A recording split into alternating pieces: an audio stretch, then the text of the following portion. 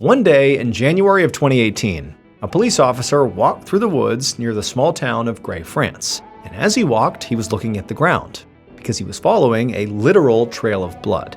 And this trail eventually led the officer to the body of a person who clearly had been shot in the head.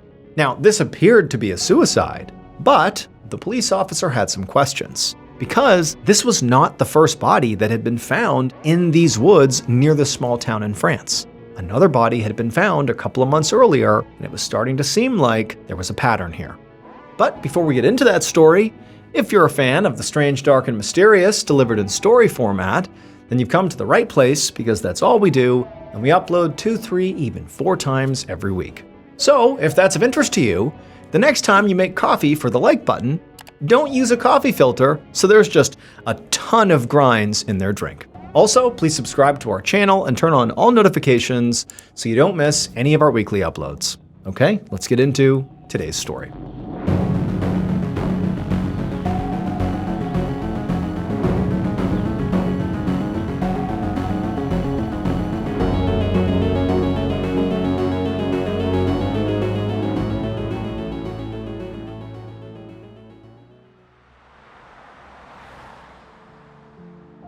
At around 5 p.m. on the evening of October 27, 2017, a 29-year-old woman named Alexia Duval drove her car down a cul-de-sac in the small, quiet town of Gray, France.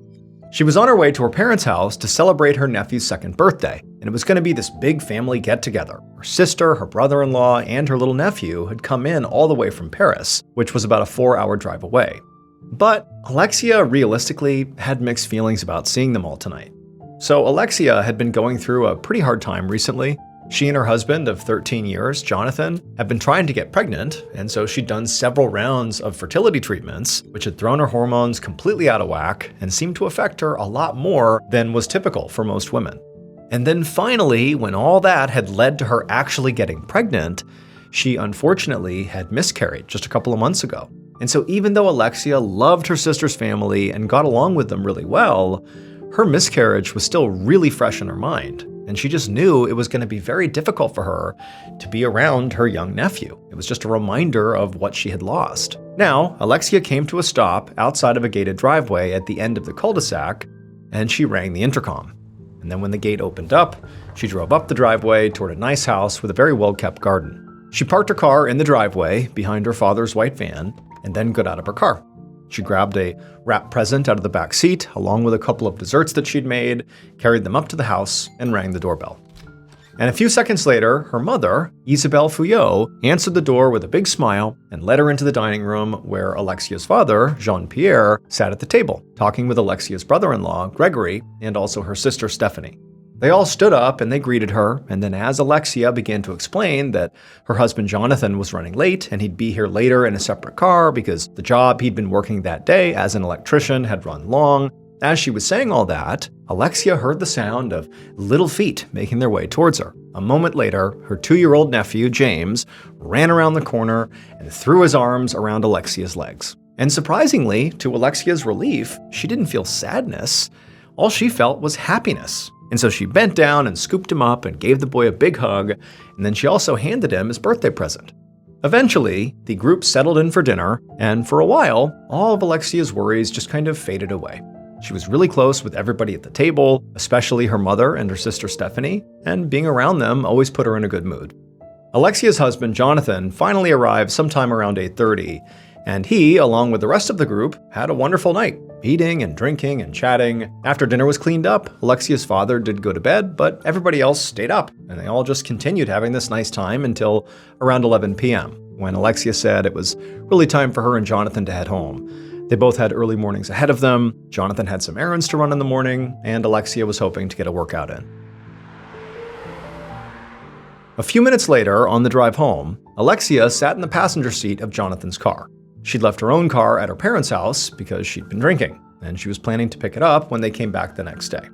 Alexia and Jonathan's house was on a quiet residential street, only about a mile away from Alexia's parents' house. And as they made their way down the road, Alexia glanced out the window at a particular house that was just up the street from where they lived. And as she looked at it, she frowned. The neighbor who lived in that house had an adult grandson who had been harassing Alexia all summer. He'd been obsessed with her and would call and text her constantly, to the point where Alexia didn't feel safe even going out for a jog around the block when she was by herself. Now, fortunately, the harassment had stopped a couple of months ago, but only because the man had been committed to a mental hospital. But Alexia didn't really know how long it would be until he got out again, or if he'd already been released. She didn't know, so it just sort of felt like a reprieve, not a long-term solution. But on this night at least, there was nobody peering out at her from the neighbor's window. A minute later, their car pulled into their garage, and Alexia and Jonathan got out. And as Alexia went from the garage into the main house, she passed by a treadmill in the corner of the garage, which had broken down a few weeks ago. She asked Jonathan if he'd gotten around to fixing it yet, and he said no. Alexia just sighed. It was supposed to be a very cold and gloomy morning the next day, and so it looked like she was going to have to run outside. The following morning, around 11 a.m., Jonathan walked up to the door of Alexia's parents' house and rang the doorbell. And as he did, he sort of gave a worried look over his shoulder at Alexia's car, which was still parked where they'd left it the night before. Jonathan took a deep breath and tried not to show how anxious he felt as Alexia's mother, Isabel, answered the door. And then, in a very shaky voice, Jonathan said hello and asked her if she'd seen or heard from her daughter recently. And when Isabel said she had not, Jonathan completely lost his composure. He said that morning Alexia had gone out for a jog, but not come back, and now he was starting to get really worried. He explained that he'd tried texting Alexia, but she still hadn't answered, and by this point, she should have been home a long time ago, so something was wrong. A moment later, Jonathan saw Stephanie and Gregory coming out of the guest room with very concerned looks on their faces. They joined Jonathan and Isabel at the front door and asked what the commotion was about. And so Jonathan sort of frantically re-explained the situation and asked if either of them had heard from Alexia in the last hour or so. But they shook their heads and said they hadn't. But Stephanie showed Jonathan that she had received a text from Alexia at 9:30 that morning, just to say that she was going out for this jog. But after that, none of them had received any texts or calls from Alexia. Jonathan was crying at this point, and so Alexia's family tried to assure him that, Alexia would probably just show up at the house any minute here, like nothing's going on. I'm sure she's just running late. And Jonathan, he wanted to believe this, but this was completely unusual. Like, this was not normal for Alexia to be gone for this long without being in touch. It just didn't make sense. It was at this point that Jonathan's brother-in-law, Gregory, reached out and put his hand on Jonathan in a sort of comforting way and just said, look, if it makes you feel any better, I'll go back with you and we can literally go look for Alexia together, or at least be together until she comes back. Jonathan didn't really know what to do, but he was very thankful and said, yep, that would be great. And so a couple of minutes later, the two men got in Gregory's SUV and they began driving back towards their house. But Jonathan actually navigated him through the streets along the running route that Alexia usually took to see if maybe they could find her. They drove down all the side streets looking for her, and then when they reached the edge of town, Jonathan and Gregory got out of the car and began checking the paths leading into the countryside, and also the ditches and the banks of the river, but they didn't find Alexia anywhere. And then eventually, they just drove back to Jonathan and Alexia's house to see if maybe she'd finally come home with an explanation for all this, but she had not come home. At this point, Jonathan was completely beside himself, and so Gregory, doing his best to stay calm, said, you know what, let's go to the hospital and see if Alexia had turned up there. A few minutes later, when they stopped in the parking lot of the local hospital, Jonathan jumped out of the car and ran towards the main entrance, where two nurses were taking a cigarette break. Jonathan told these nurses that he was here looking for his wife and that she'd gone on a run 3 hours ago and no one knew where she was now and maybe she's here. So the nurses, who could clearly tell this was an emergency, they put out their cigarettes and went inside to check the register. But a minute later, they came back and told the men that no, Alexia Duvall had not been admitted that morning. She was not here. Before Jonathan or Gregory could protest or ask more questions, the nurses just said, look, you gotta go to the police.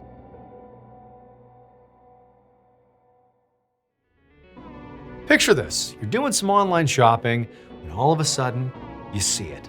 That one product that you've been looking for. You add it to your cart, and as you're filling in your address, you realize you don't have your card anywhere near you. And just when you're about to give up, you see that purple pay button.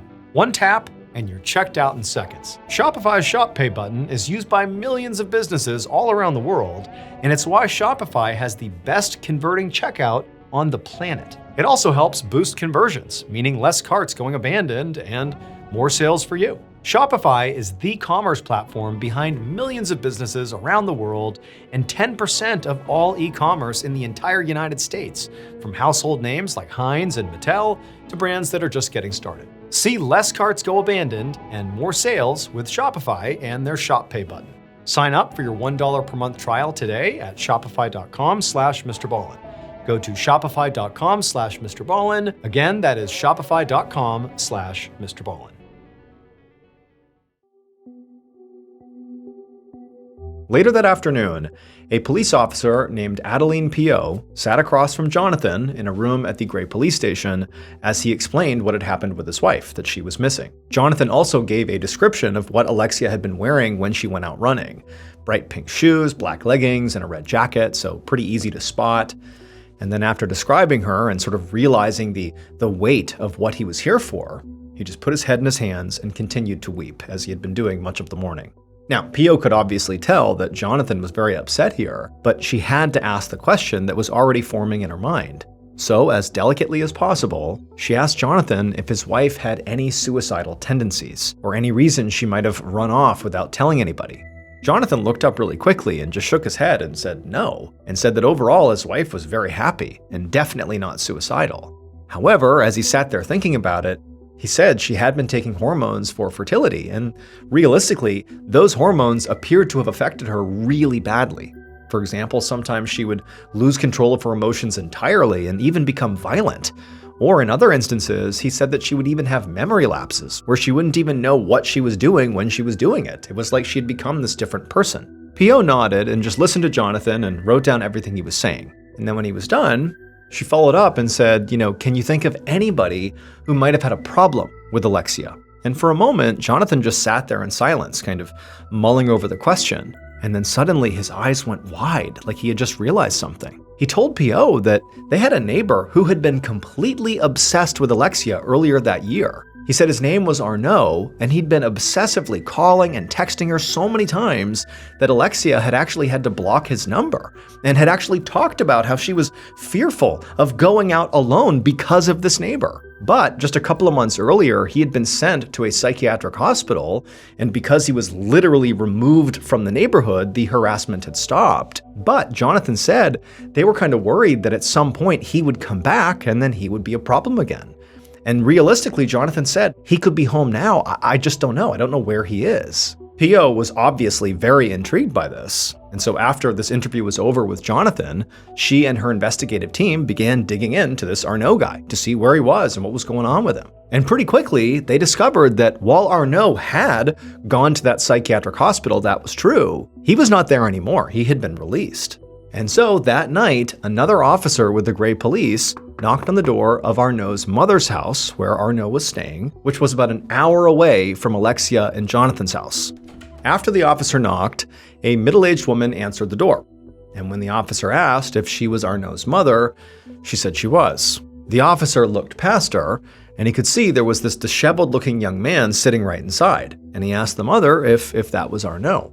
And again, the woman said yes. At this point, the officer asked the mother if he could come inside, because he said he needed to speak privately with her son. The mother and Arnaud in the background both seemed very confused by this, but after a minute, they both agreed, and the officer came inside. And so the officer went inside the house and sat down in the living room with Arnaud, while Arnaud's mother went to the kitchen to give the men some privacy. And then once the mother was gone, the officer looked at Arnaud and just said he had some questions about Alexia Duvall. Arnaud immediately looked down at this question, like he was embarrassed and couldn't even look at the officer. But then he looked back up again and told the officer that he had bipolar disorder, and sometimes when he was in a manic state, he acted inappropriately towards women, including Alexia. The officer followed up about all those messages that apparently Arnaud had sent to Alexia that summer, like what was going on with that. And Arnaud admitted that he had done that, but he insisted it really was no big deal. He said that he and Alexia knew each other because they had been neighbors at one point, and they'd also hung out in a group setting once, and so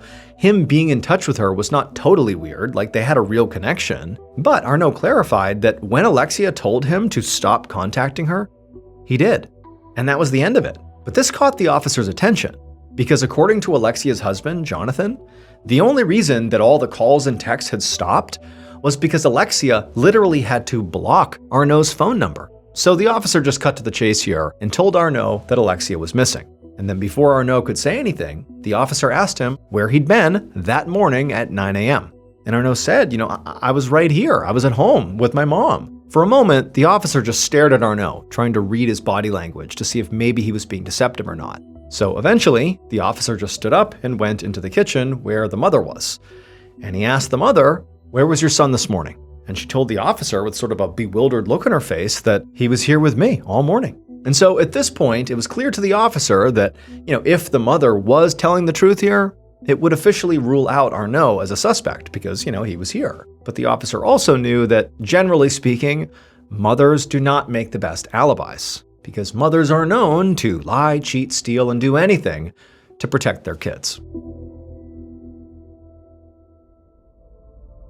The following afternoon, on Sunday, October 29th, Chief Officer Frank Paredes glanced out his office window as yet another news van sped past outside down the usually quiet streets of Gray. By now, Alexia's disappearance had blown up into this huge national news story, and this was making it really difficult for Paredes, who was in charge of the investigation. Now, it was still early in the investigation, but already he and his investigators were being hounded by reporters and camera crews at every step. Paredes closed his eyes and tried to focus on what his next step should be. The search effort was well underway. They'd called in reinforcements from nearby towns and even organized search teams with volunteers from the public. At that very moment, law enforcement was also using drones and dogs to scour the town and the surrounding woods. Paredes' investigation team had also searched Jonathan and Alexia's home by now, secretly hoping they might find something to pin the disappearance on Jonathan. But there was no blood, no sign of a struggle, and no clues that gave them any direction there. And also, all of Alexia's other family members, her parents, her sister Stephanie, and her brother-in-law Gregory, they could all vouch for each other's whereabouts on the morning of Alexia's disappearance.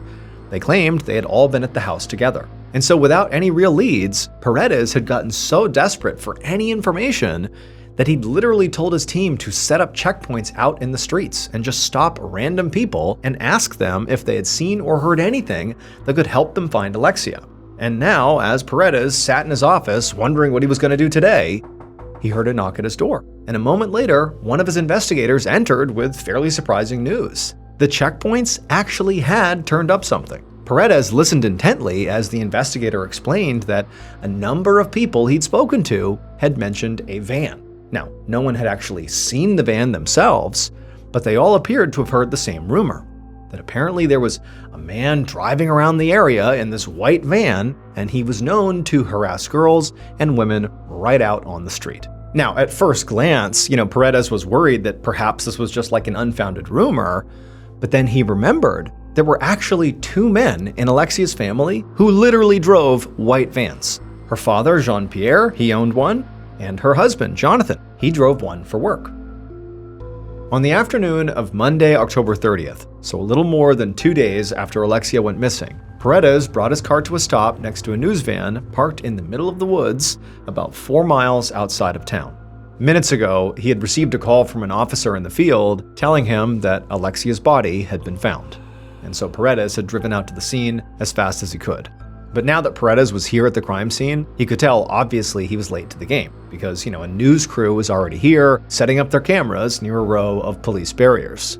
And Paredes was disappointed to see this because he'd hoped that if and when her body was discovered, if she was found dead, at that time he would have had at least one suspect or hopefully multiple suspects identified and under surveillance before the word got out to the general public that Alexia was found dead. But now he obviously would not get that chance.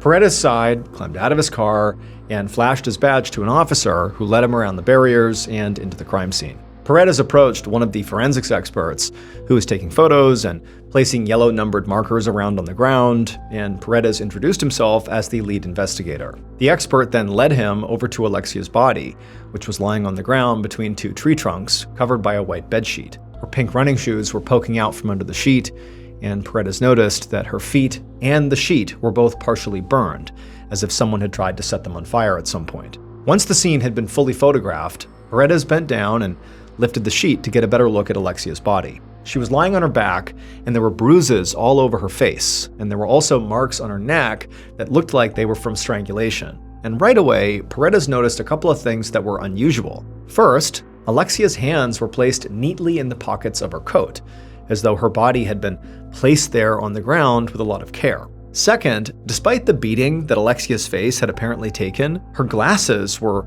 placed perfectly on her face. And so to Paredes, it seemed like whoever killed Alexia had felt some sort of remorse afterwards.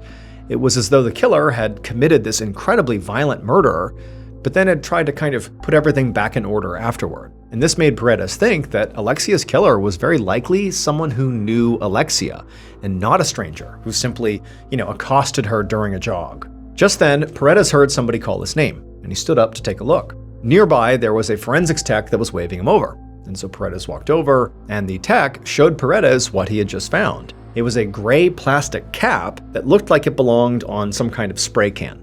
Paredes thought, maybe this could help explain the strange burn marks on the bedsheet and also Alexia's shoes. The killer had probably sprayed something on the body to try and help it catch fire, but it didn't work as well as they thought it would. Just then, another forensics tech called Paredes over to them to show him something else they had found: tire tracks in the dirt. Paredes immediately thought about that tip that he had been given about this van with this person driving around town harassing women and girls, and he wondered if maybe that was true, that this van was involved and that these had been left by the killer when they were transporting Alexia's body. And so as this forensics expert began taking photographs of the tire tracks, Paredes made a mental note to examine the tires of every suspect, family member, and other persons of interest they came across, just in case one of them was a match. And so Paredes was about to turn his attention back to the body when he noticed one more unusual thing out in the woods. There was this young man who did not appear to be a reporter, just kind of wandering around out there in the trees, almost lurking near the crime scene. And so immediately Paredes went over to this guy and demanded to know what he was doing here. And at this, the man went completely wide-eyed and just started stuttering like he was totally caught off guard. Eventually, the guy managed to mumble that he was just out here picking mushrooms, but Paredes could tell he was obviously lying. That was not why he was out here. And so, operating on sort of a gut instinct, Paredes pulled out his handcuffs and placed the man under arrest.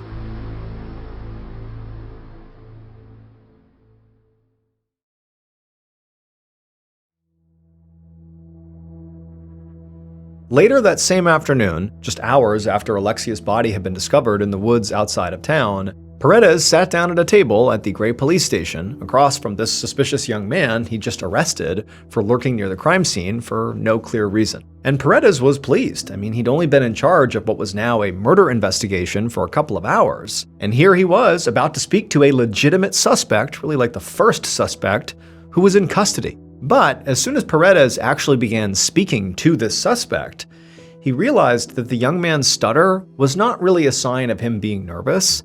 He actually had speech issues, and he struggled to speak at all, even when he wasn't nervous. The man was eventually able to explain that his name was Anthony and he was 29 years old. He said he lived with his parents in Apremont, another small town about 5 miles away, and he admitted that he had lied about being there to pick mushrooms. And so Paredes pressed Anthony to explain then why he was there. And Anthony, he seemed a little embarrassed as he began to explain, but what he said was he didn't know Alexia personally. He had just heard about her disappearance in the news, and he wanted to help with the search effort. But Anthony said he couldn't read or write, so he had not been able to fill out the paperwork to join the official search party. So instead, he'd just driven out to the woods in his own car to look for Alexia himself. But while he was out there, the police showed up, and clearly there was something going on, and when Paredes walked over to him, Anthony said he got scared and just lied and said, "Oh, I'm out here picking mushrooms." Like he said it was just embarrassment. And as Paredes sat there listening to the story, he wasn't quite sure what to make of it, or really what to make of Anthony. Anthony's demeanor seemed almost childlike, but his behavior was not childlike. It was very adult-like and pretty suspicious. So Paredes followed up by asking him what he was doing on the morning of October 28th, which was the morning Alexia went missing. Anthony said he'd woken up at his parents' house and had breakfast with them before he went out with his girlfriend and also another friend. And he gave Paredes their names and also their phone numbers so they could confirm it. So Paredes stepped out of the room, and he did exactly that. He called the various phone numbers and spoke to the people in Anthony's life, and they all corroborated his alibi. So despite how suspicious Anthony had been acting, Paredes had no choice but to let Anthony go. A week later, on November 5th, a march was organized in Alexia's honor. 10,000 people turned out to show their support for Alexia's family and also to protest violence against women. And hidden among this huge crowd was a pair of police officers who'd been assigned to follow Alexia's husband, Jonathan Duvall. At this point, Jonathan really was looking like the most obvious suspect, since he was the husband and also the last person to see Alexia alive. So the police had tapped his phone and put him under surveillance. But all they had learned so far from the phone taps was that Jonathan made frequent calls to Alexia's family, to his own siblings and his friends, to talk about how much he missed his wife. And the officers who were literally following Jonathan around found that he really rarely left his house except to visit Alexia's parents, which he did almost every day. But so far, it was like none of Jonathan's behavior actually seemed really suspicious at all. And now, at this big march, the investigators stood in the crowd and watched as Jonathan hobbled his way up the steps to the podium, followed by Alexia's mother and father. And in fact, Jonathan was trembling so much by the time he got up there that Alexia's parents had to physically prop him up before he could begin reading his speech to the crowd.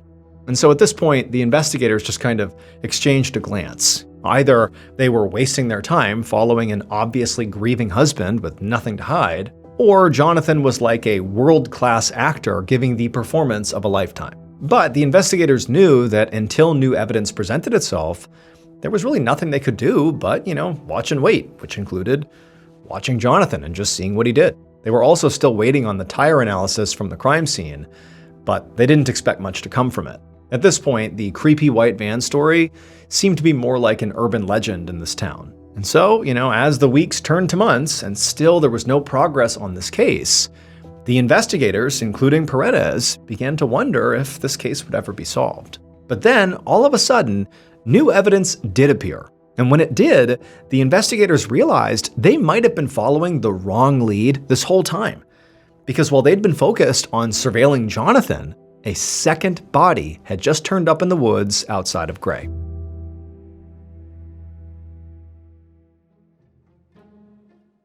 On the evening of Saturday, January 6, 2018, Chief Officer Paredes was at his desk, poring over the evidence that had been flooding in all day. The new victim, whose body had been found earlier that same day in the woods, very close to where Alexia's body had been found, was a 38-year-old father of 3. He looked to have died from a gunshot wound to the head, although, according to the autopsy report, the man had a blood alcohol level of almost 0.4%, which is huge. That can be fatal on its own, or at the very least, knock somebody unconscious. Investigators had found gunpowder on the man's hand, so for now, they were treating his death as a suicide. But the more Paredes looked into the evidence, the less convinced he became that he was looking at a suicide. Because, a gun had been found at the scene, but it had not been located very close to the dead man's body. In fact, the gun was found 130 feet away from the body in a trash can.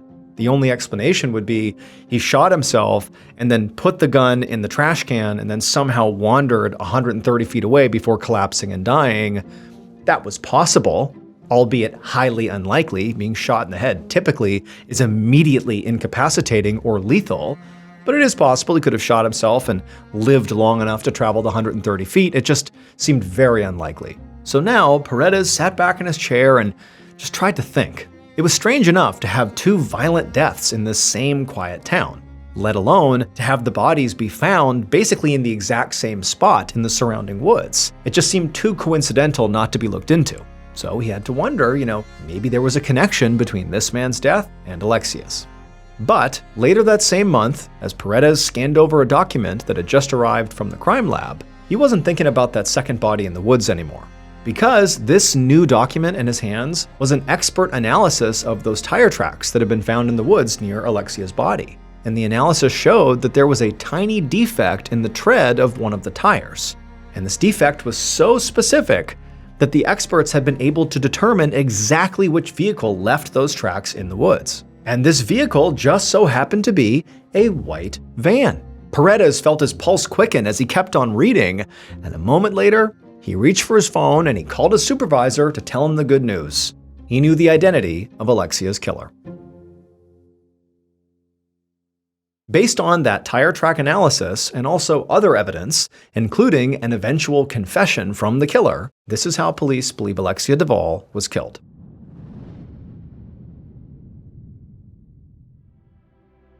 The killer was almost blind with rage. They slammed Alexia's head against a nearby wall and then hit her over and over again.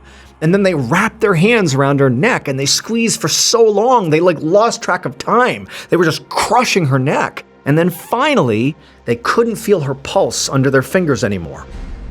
Then, looking down at Alexia's motionless body on the ground, they realized the severity of what they had just done. And so the killer, in a panic, crouched down next to her and actually tried to wake her up. But it was too late, she was dead. And so now they're really panicking. They thought about maybe killing themselves out of guilt, but they were too scared to go through with it. So instead, they hatched a plan to get rid of Alexia's body. The killer very carefully put Alexia's glasses back on her face, and then they lifted her up and they carried her body out to their vehicle.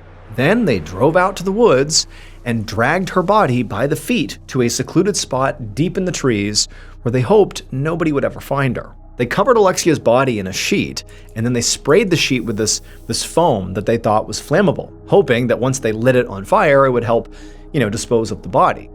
But when they got their lighter out and held the flame to the sheet, it didn't really work. And so finally, when it was clear they were not going to be able to burn the body here, the killer just left her there and then drove away in their white van, getting home in time to dispose of all the evidence, take a shower, and start the next phase of the cover-up, which was to knock on Alexia's mother's door in a fake panic, asking if anybody had seen her daughter. Because Alexia's killer was her own husband, Jonathan. It turns out, Alexia never even went for a run on the morning of October 28th. She was murdered the night before, after she and Jonathan had gotten back from her parents' house. They had gotten into a big fight, which obviously resulted in her death. From the outside, Jonathan and Alexia appeared to be a very happy couple, but in reality, they'd been arguing more and more often, primarily because they were not able to have a baby. It was causing a lot of friction in their marriage. And so on the night of October 27th, in the middle of this horrible fight they're having, Jonathan grabbed his keys and tried to leave, but Alexia told him to stop running away from their problems and tried to literally take the keys from him. And according to Jonathan, that's when he just snapped and he killed her. And then he used his work van to dispose of the body.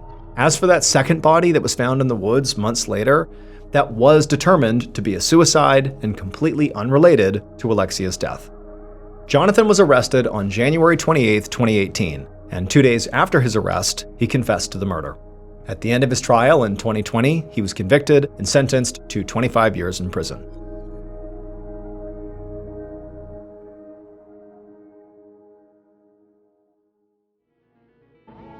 Thank you so much for watching. Let me know what you thought of today's episode in the comments. And remember, we have a whole playlist of true crime episodes ready for you to binge right now. So click here and give them a watch. All right, until next time, see ya.